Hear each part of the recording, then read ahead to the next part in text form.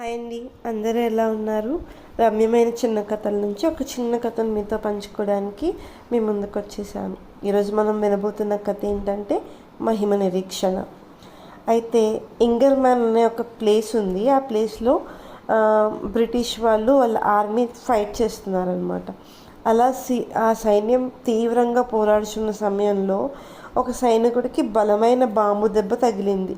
అతని కాలు పూర్తిగా చితికిపోయింది, పూర్తిగా డ్యామేజ్ అయిపోయిందనమాట.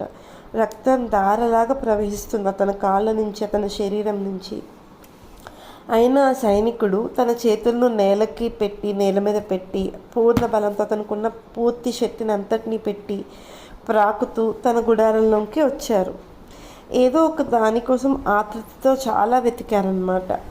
అది అతను రోజు డైలీ చదువుతున్న పరిశుద్ధ గ్రంథం బైబిల్. అతనికి చివరి ప్రాణం అసలు ఓపికగా లేదు, చాలా నీరసంగా ఉన్నారు, బలహీనంగా ఉన్నారు, రక్తం మొత్తం పోతుంది. అలా ప్రాణం ఊగులాడుచున్న ఆఖరి క్షణంలో కూడా అతను ఆ బైబిల్ని వెతికారు, పట్టుకున్నారు. ఆ ఆఖరి క్షణంలో అతని వేలు ఎక్కడికి వెళ్ళిందంటే, అతను తెరిచినప్పుడు అతని వేలు యోహాను రాసిన సువార్త 11వ అధ్యాయం 25వ వచనంని వరకు వెళ్ళింది. అక్కడి వరకు తిప్పారు. తాను అత్యధికంగా ప్రేమించిన ఆత్మప్రియుని మాటలను ప్రాణం పోయే సమయంలో చాలా సంతోషంగా చదివారు. పునరుద్ధానమును జీవమును నేనే, నా యందు విశ్వాసముంచువాడు చనిపోయినను బ్రతుకును, బ్రతికి నా యందు విశ్వాసముంచు ప్రతివాడును ఎన్నటికి చనిపోడు అనే వాక్యాన్ని చదివారు. నెమ్మదిగా అతని ముఖం వికసించాను. మనం ఇది చదువుతుంటే మనకు ఎవరు గుర్తొస్తున్నారు? స్టెఫెన్ గుర్తొస్తున్నారు కదా. స్టెఫెన్ లాంటి పరిస్థితి తండ్రి కూడా ఆ మారని ఆ వాగ్దానంను రక్తసిక్తమైన చేతులతో హత్తుకుని దేవుని యొక్క నిత్య రాజ్యంలోనికి ప్రవేశించేశారు. అసలు ఎంత మహిమగల నిరీక్షణ అది, ఎంత గొప్ప కార్యం!